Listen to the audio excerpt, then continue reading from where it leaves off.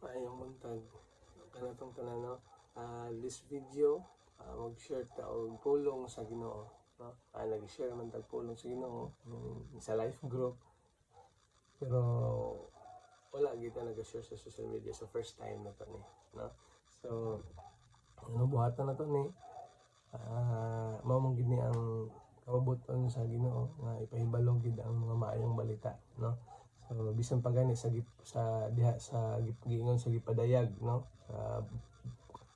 Kapitulo 22 bersikulo 17 nga nag-ingon ang espiritu ug ang pangawsawunon niingon dali nga ri, ug ang tanan nakadungog paing na usab dali nga ri.